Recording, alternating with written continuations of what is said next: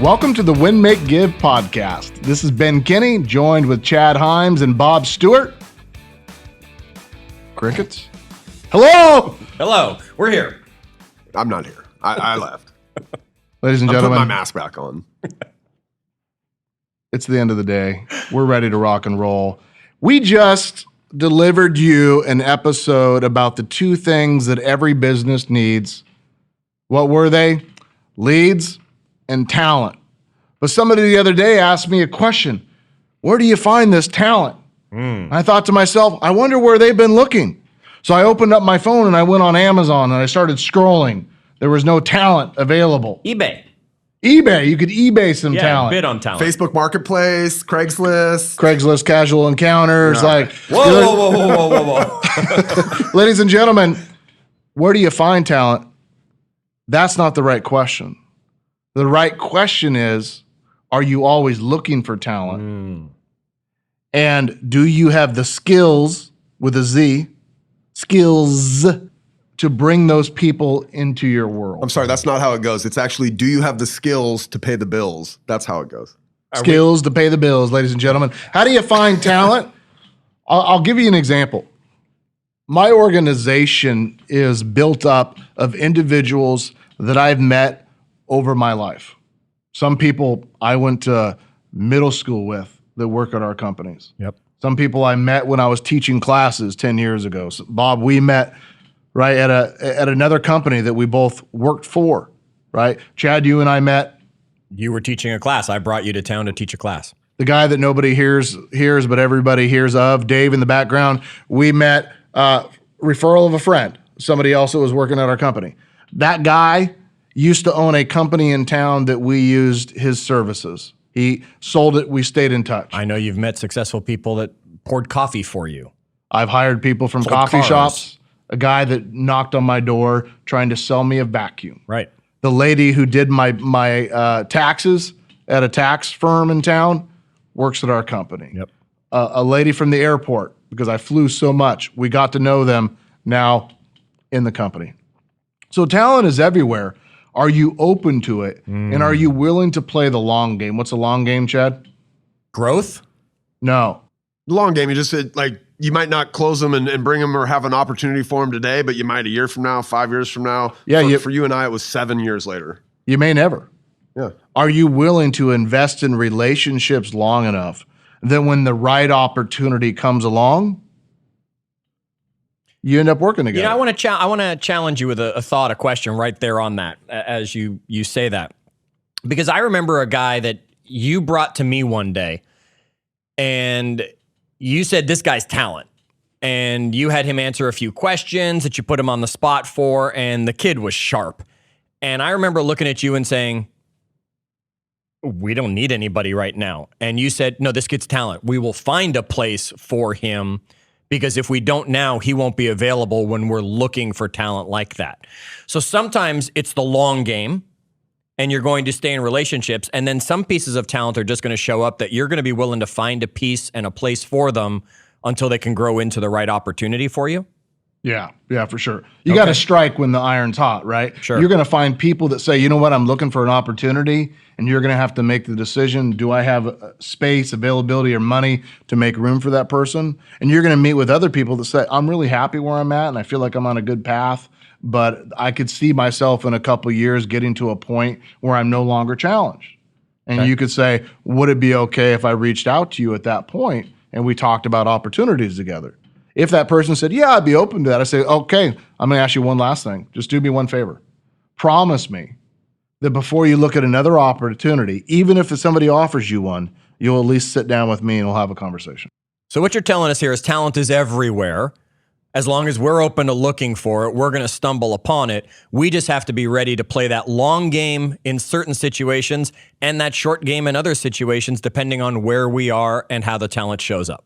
In the previous episode, Chad, we said we need two things. What were those two things? Leads and people. Leads But and talent. we also need leads for people. Correct. Your business needs leads for customers.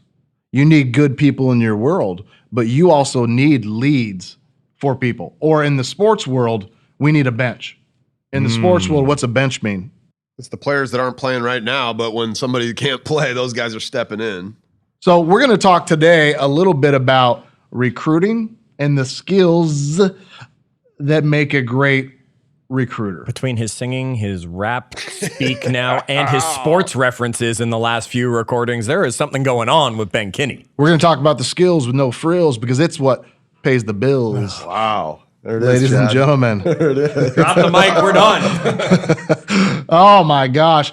So let's talk about the very first part of a recruiting, hiring conversation. I would call that the intro call. Okay. Now, an intro call for me, it could be random, it could be a cold call, or it could be response to somebody making an application.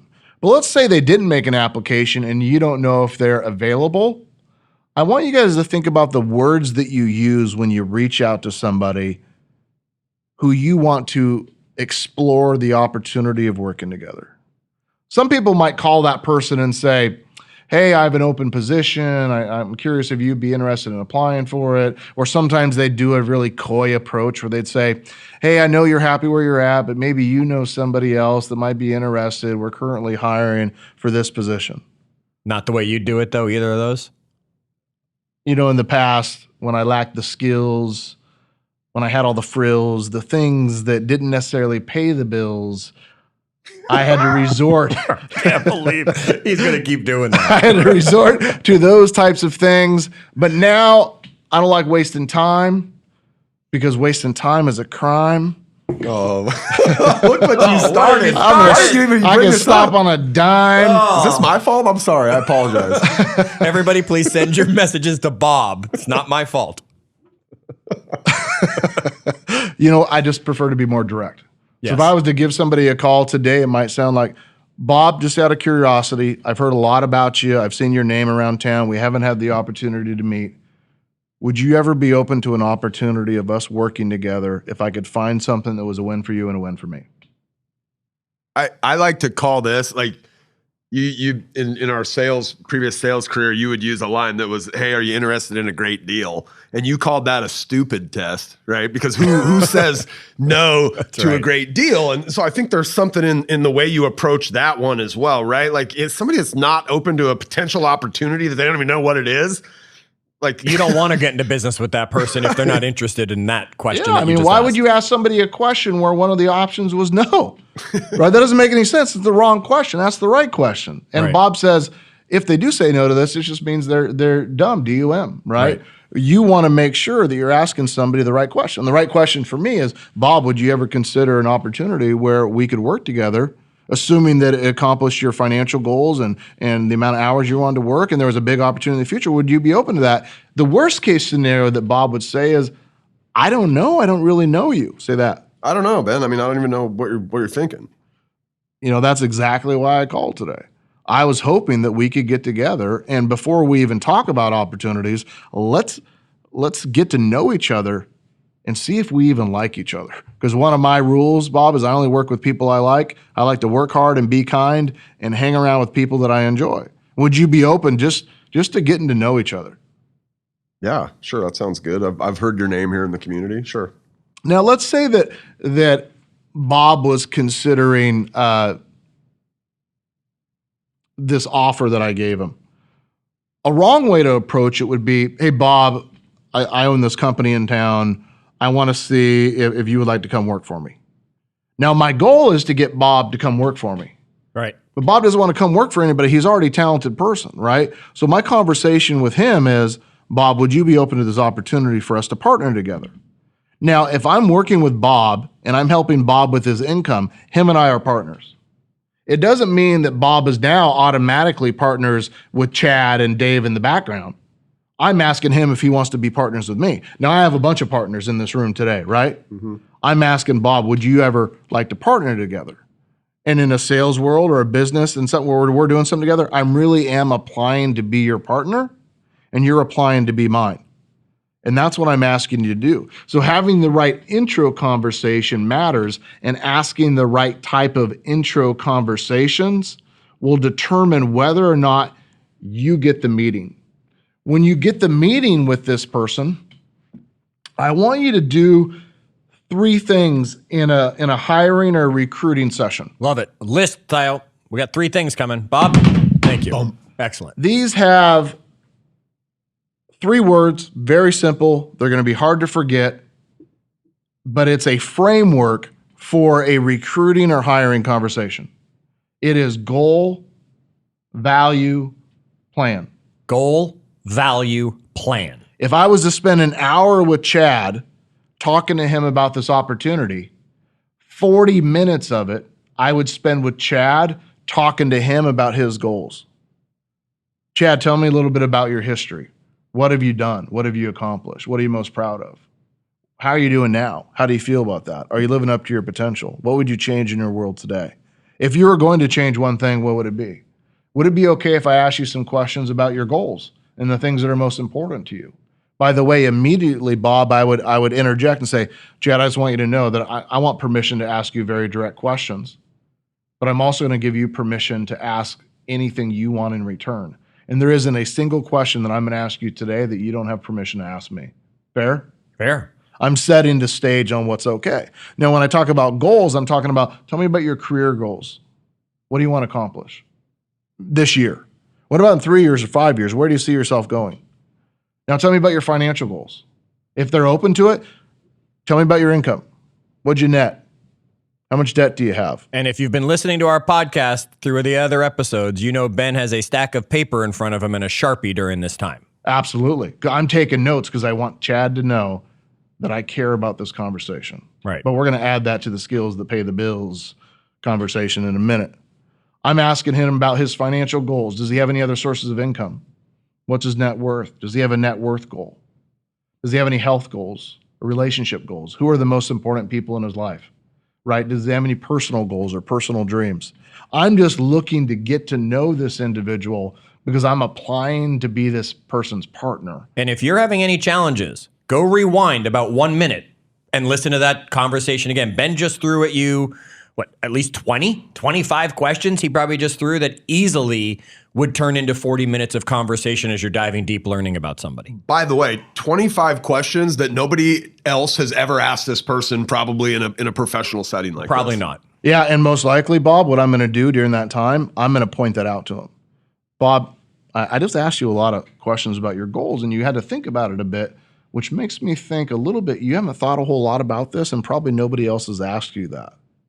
Is that true? And Bob says, yeah, nobody's ever asked me about those things. I said, Bob, you've been working at your other company for 10 years. I just met you, and within 5 minutes, I'm talking to you about your life goals and what you want to accomplish. You've been there for 10 years, working your heart out, contributing your heart and soul, and that person's never once asked you?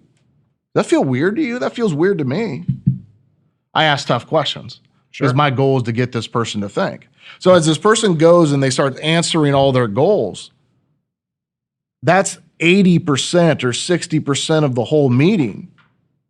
The next thing I'm going to talk about is value. Now, recruiters fail because they spend the whole time talking about the value of the company, what they do, what the benefits are, why they're so good, what awards they have, how great the product is, and that kind of stuff. Blah, blah. Employees don't care. Right. Right? I'm going to spend my whole time talking about, hey, Chad, when I talked to you a little bit about your goals, you said that you wanted to develop your leadership skills. Let me talk to you a little bit about the leadership path at our company. One of the things, Chad, that you talked about is you wanted to build wealth and you wanted to have other sources of income. Can I give you a couple of examples on how I've been able to help other people in my company do that? And you're welcome to speak to them as well. I'll give you their names and information. They love talking to individuals in the community. Now, earlier, you said that one of the things that was important to you was time off. I want you to know that our company doesn't have a time off policy. You know why that is? Is because if you need time off, you need time off. If you want time off, you should take time off, right? You just are always going to make sure you get your job done. And if you need more time, then take more time. I don't care, right? You said that blah, blah, blah. And I start talking, everything that I give this person is related to their goals. You're solving their problems and challenges with your values instead of just selling me or whomever on what you think your value is because it might not matter to me at all. And because, as you pointed out, Chad, I took notes. Yep. I'm going line item by line item. You know, really early on in our conversation, Chad, you mentioned that this was important to you. Right. And you feel like if you continue where you're at, nothing's going to change, and you aren't going to have the money for your kids' college, and you aren't going to buy that house that you guys wanted, and retirement's not on track, and you said that worried you. What if I could come up with a way to help you with those three things? How would you feel about that? And you would say, I'd say that'd be fantastic. that'd be Ben. awesome. Sounds like it might lead to the third part of your list here. Right? Once we're done establishing that I have value that will help you with your goals, Yep. we're going to end the conversation with the last 5 minutes with the P, which is the plan. So goals, value, plan for those taking notes at home. Value, plan. 3 words. It's a framework for recruiting, building relationships, retention, recruiting, right? Even parenting and relationships, right? It's just a framework. The last piece, plan, is all right. What's the first thing that we would do? Chad, let's pretend that we're working together. Okay. The first thing that we would do is we would get this thing started. If we're able to accomplish this, this is how I think it would help that value. Do you think you could do that? If you're able to do that, the next logical step would be this. And if you're able to accomplish that, this is how I think that'll show up in your compensation, in your life, in your skills. And this is what I'm willing to do for you. Now, if you can do that, how long do you think it would take you to do those 2 things? Chad says, I could probably get that done in 6 months. That's awesome. You're going to move up a lot faster in our company than other people if that really happens. You know, it's amazing. I've had the pleasure, Bob, you've been around for a long time as well. I've had the pleasure of watching you become this person. And I can think back, and Bob, you can probably think back to when you first met Ben and you guys were traveling the country. Ben, you did not do the goal value plan to me when you and I first went into business together. You weren't doing that yet. You've grown into developing this.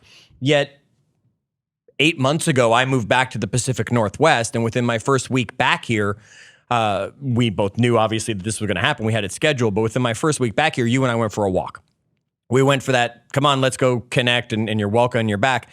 This was our walk. I mean, basically the first half of our walk was just catching up as friends as we are, and then talking about what were my goals, why did I move back, what was all that about. You didn't have to share your values. I knew the values well enough. You threw 1 or 2 things in, and we finished the walk up sitting down at Starbucks, having a drink and talking about, well, what was the plan? And this is step 1 of the plan, was the podcast. I said, that was what came from the conversation. I said, well, the easiest thing to get started right away is we need this podcast. Bam, we've cemented it. Now we can move on to check, what's item 2 on your plan? This is how you actually do it, whether it's somebody new or folks, somebody that he's bringing back into an organization that he's had. Doesn't matter what the relationship is with the person. It's the same way we coach somebody. What do you want to accomplish, Bob? All right, this is how I think I can help you. What's the first thing that we're going to get done today? Goal, value, plan. It's just a framework. It's something I want you guys to think about. I want you to write those 3 words down, and I want you to think about your conversations. How do you walk them through this like it's a chutes and ladders game where you're going step by step through the board? Now, in order to do these things, you're going to have to work on some recruitment skills. Why do we need skills, Chad? Oh, I'm not even saying Pay the bills. Pay the bills. I got you to pay the bills. I'm not saying it. You know why? Because skills pay the bills, ladies and gentlemen. So give us some of these skills. Talk about these skills. You need communication skills. Okay, obviously. Communication skills, Chad, really is your ability to ask great questions. Mm-hmm. In order to ask great questions, you need to practice asking great questions. You need to write great questions down. When you heard me roll off those 25 questions, It wasn't the first time I've ever thought about asking questions. Nope. I've interviewed 1,000 people, right? I've recruited hundreds and hundreds of people to different companies. I've done this so it comes off easy. But if you're only in your first 1 or 2 hires, or your company only hires a couple people a year, you're going to have to spend more time on your communication skills, specifically on asking questions. 7 Powers of Questions, Ben. That's a book you've had us all take in. Yeah, that would be an awesome one. Now, while doing that, you got to have attention to detail. Attention to detail, in my mind, is if somebody asks me the same question twice, I'm going to be irritated because it means they weren't listening. Now, I don't have a great memory, and I interview a lot of people. The way that I'm going to make sure that doesn't happen is I'm going to take notes in every conversation. Right. Now, we're in a litigious world. Litigious world means people get sued for things all the time, whether or not they're guilty or not, right? And one of the biggest ways that people get into legal trouble is hiring discrimination. They didn't do it or they didn't mean it, right? But they can't prove it. One way to keep yourself safer is to ask every person the same set of questions. So would you actually, I know you know these questions so well, yet would you tell someone they should basically have a piece of paper with these questions printed in advance and just using a simple question of, Ben, is it okay? I have some standard questions I go through with everybody in this amazing opportunity that I take some time and ask you these? Yes. And then when I was done asking that, I'd say, Chad, it's important to me that I don't forget about what we spoke about. Would you be offended if I took notes today? Right. And I would take a Sharpie and a blank piece of paper or in that worksheet that we printed out, and I'd start writing it in. And then every single person that I interview, whether I hire them or not, I'm going to put it in a folder named Bob Stewart or whatever the candidate's name is, and I'm not going to throw it away for 7 years. Right. It's because I never want a discrimination lawsuit. If somebody comes back and say, you didn't hire me because I'm old, I'm like, Chad's super old. Why is he pointing at me? Chad's super old. So I'd be like, no, Chad, here's why we didn't hire you. And I could show, I treated you the same way. Did you hear, though, there was a pause there? He didn't have a reason. He couldn't come up with one. Once the old bit didn't work, there wasn't anything on that form. I treated him the same as anybody else. I asked him the same questions. I just happened to have a better candidate, and I could literally get out those papers and say, Chad was awesome. We loved him. However, this one had more experience and was available sooner. And these are the answers that made me choose that person. Got it. So So- communication skills, attention to detail. Yeah. What else do we need? Third one, your ability to build relationship, Okay. to build rapport. Your ability to build rapport is how do you create commonality? How do you show up as an empathetic individual, somebody that listens and understands what that person is going through? I'll give you an example. You want somebody to like you? Ask him questions for an hour and don't ever say anything. In fact, there's a New York Times article or something about 36 questions to get anybody to fall in love with you. Right. It's basically you not saying anything and asking them more and more intimate questions because over time you build trust and you build rapport. Now, during that journey, as you learn to communicate is two ways, right? You're going to say, you know what, Bob, what's interesting? I didn't play basketball, but I was a wrestler in high school. And here's what my coach did. And it reminds me a lot of that. Does that sound like kind of what you were doing too? Yeah. And he's like, oh, he kind of understands. We went through that. Yep. And we could start building some commonality, right? And we're building rapport. That a relationship building skill does not necessarily come naturally. You need to study things like questions, body language, lying, the book Influence. Like there's lots of different things that you can read about that will develop your relationship building skills. We're going to have to do a body language episode, which will be really interesting for everyone to just listen to. But I think we're going to have to share some of that. My wife is constantly baffled. Like we'll go into a party or something and she'll find me across the room just, well, not these days, by the way, but talking to somebody for a long period of time. And when we walk away, she'll be like, what are you guys talking about? And I'm like, him. She's like, what do you mean him? I'm like, I don't know. I just kept asking him questions. And she's like, she feels like people always like me. And I'm like, they don't actually like me. I didn't say anything about myself. Right. They like the way that I was interacting with them. They like the fact that they got to talk about themselves a bunch. A lot of people like to talk about themselves, right? Most people like to talk about themselves. Questions really, they make you likable. Yeah. So the 7 powers of them, by the way. Yeah. The building rapport relationship, it's followed up by you need body language skills. Okay. If you're going to recruit, you need to understand, is somebody bought in right now? Mm-hmm. Are they excited? Are they offended? Are they closed off? Are they open to this conversation? Right? I was interviewing a gentleman once, and I thought it was going to be a great interview, but I wasn't getting what I want, and I could tell by his body language that he didn't want to be there. I just stopped the interview, and I've done this with a few different people. One person I said, hey, just out of curiosity, are you really nervous right now? And the guy said, oh, God, yes. And I said, why? He said, I don't know. You intimidate me. And I said, I don't want to do that. Let's go for a walk. And I just grabbed the person and we went for a walk. And the reason I did that was my face to face, like I stare into your eyes and your soul, because my dad was like, look me in the eyes, son, right? Even when we're in here doing the podcast, by the way, He Ben does. is looking at us and you're just like, are you talking to me? Like, It can be intimidating. Yeah. But when we're walking on a trail, like Chad and I did when he came back into our world, right? We aren't face to face. Yeah. Well, another person, I said, hey, is everything okay? Like, I thought this conversation was going to go way different, and you don't seem like you want to be here. And the person said, no, I apologize. I got really bad news before I came to this meeting, and I can't shake it off. And I said, do you need to go? He's like, no, there's nothing I can do about it. I said, great, let's talk about it. And we spent the whole rest of the time talking about this problem this person was in and me giving him advice.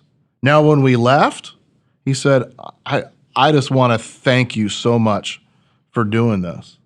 You're a lot different than I thought you were going to be. Rapport. Yeah, I feel like you actually care. And I said, you know what? Get through this. Call me in a week. Let's get back together. Let's start from scratch. I think it's one of your greatest skills personally is building rapport with people, because I don't know how many people I hear from that'll say who don't know you, right? No, he's intimidating, or no, he's scary, or no, I just, and then after any conversation that they ever had the opportunity, they always come, he's a great guy, right? And meanwhile, you've probably said nothing. You probably just listened to them and wanted to hear about them. You've made a skill out of building rapport with people that everybody should practice. And a lot of that's around body language. I've watched in meetings in different places where you'll pick up on something that I don't think anybody else is, and you'll pull that thing out of somebody. What's going on, David? You look a little bit uncomfortable over there. Or you even do that with us in here. You're like, Bob, you're thinking something. What is it, right? I mean, you can just watch. You see me perk up, or my chin moves in a different direction or something. But you're very keen on those things. That kind of goes back to that attention to detail skill of, are you going to pay attention to the different things, the little things that could cue you off? I've had individuals that said something to me and I could tell it wasn't the truth. Now, people lie for lots of reasons. Sure. You should read this book. It's called Can't Lie to Me. It's basically the written by a CIA person, right? Well, I looked at the person and I just said, is that true? And it completely caught that person off guard and like stopped them in their tracks. And this was in an interview. And she stopped and she looked at me and she said, no, it's not true. It's all right. What's the truth? And I said, well, why'd you tell me that? She said, I was ashamed, or I was embarrassed, or I didn't think, like, sometimes lying isn't bad. It just means I hadn't earned the right to hear the truth from that person. Sure. I was just able to see from the body language, the pause, those little things, that it wasn't the truth. Yeah. And all I had to do was ask a question. Is that the truth? And just stare at them like your dog does by tilting their head to the side. Head to the side a little, yeah. It's a good. Well, That's number 5 on the list. Silence is deafening. Lastly, you need organization, time management skills, the ability to keep the conversation on track.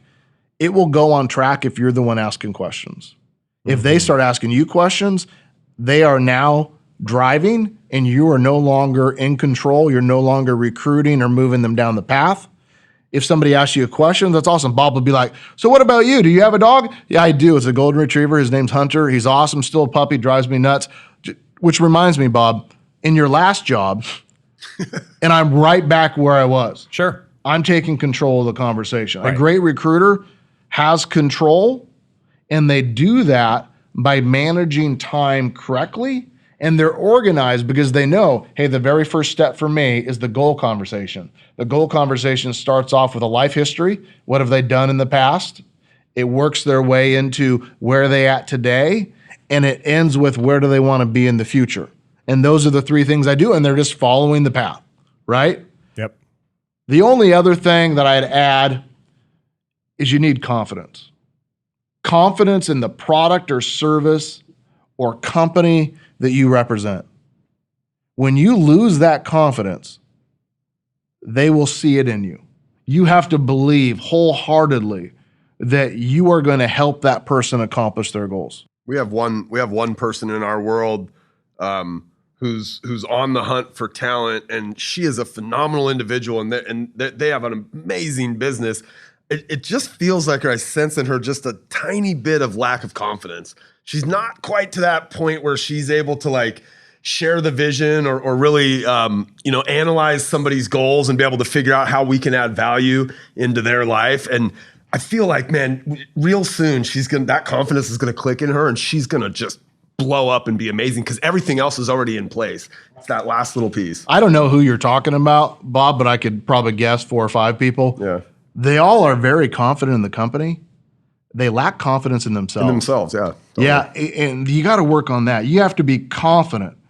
And I am so confident in those individuals because I know they care. Yeah. And since I know that they care, I know they're going to do the right thing and take care and keep up with their promises. I hope that this conversation that we had today will increase your skills so that they will pay the bills, ladies and gentlemen. Oh, goodness. You can't solve these things with a pill.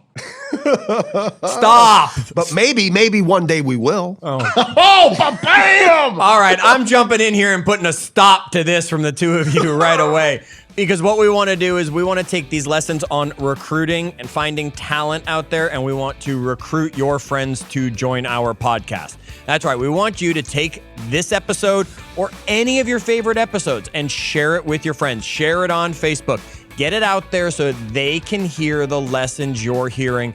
Because if you're taking away something from it, they'll take away something from it, and they'll thank you for it. Until our next episode, remember, wash those hands. If it's law in your area, wear a mask, Bob.